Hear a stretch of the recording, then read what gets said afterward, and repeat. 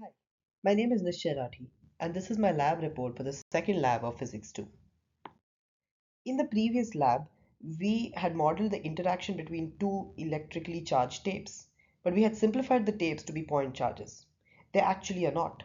This time, we will assume that the tapes are line charges with the charge evenly distributed across the length. And the purpose of this lab is to then produce a computational model of the two charge tapes exerting an electric force on each other and use this model to estimate the amount of charge on each tape which would be necessary to float the tape one above the other. The system we would be considering is the top tape, and the surroundings which we will be considering are the bottom tape and the earth. So on the top tape, we expect there to be an upward electric force from the bottom tape and a downward gravitational force due to the earth. When the tape is no longer moving, it's in equilibrium, and hence the upward electric force must be equal to the downward gravitational force. The electric force is calculated using Coulomb's law, where the electric force is equal to the K times charge on the first charged object times the charge on the other charged object divided by the distance between them squared. We would use electrostatics to determine the sign on each of the objects.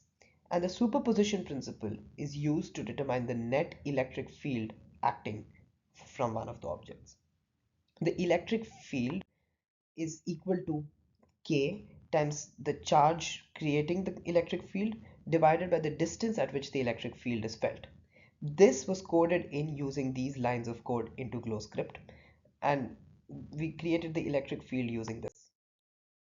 In the computational model, we then created a line charge tape with charge distributed evenly across the length of the tape. Then finally, we calculated the upward electric force and the downward gravitational force exerted on the top tape. We found that there was a discrepancy and that the magnitude of the electric force was 2.83 times 10 to the power minus 5 and the magnitude of the gravitational force was 1.96 times 10 to the power minus 3. We hence had to adjust the charge to get to the actual magnitude of the electric force if we considered that the tape is a line charge with charge distributed evenly and not a point charge. So we changed the charge to remove this difference, and we found that the charge on the tape must hence be equal to 3.8797 times 10 to the power minus 8 coulombs. The assumptions we made during this is that we ignored any air resistance on the moving object. This because it was not moving at a very high speed and hence should not have been experiencing much air resistance. This hence simplified our problem to having only two forces, one upward electric force due to the bottom tape and one the downward gravitational force due to the earth. We treated the long tape as though it were a line charge with all the charge evenly distributed across the length of the tape. And we finally assumed that each of the U-tapes we made had about the same amount of charge, evenly distributed along the entire length. What if we had modeled each of our tapes as a single point charge, like in the previous lab?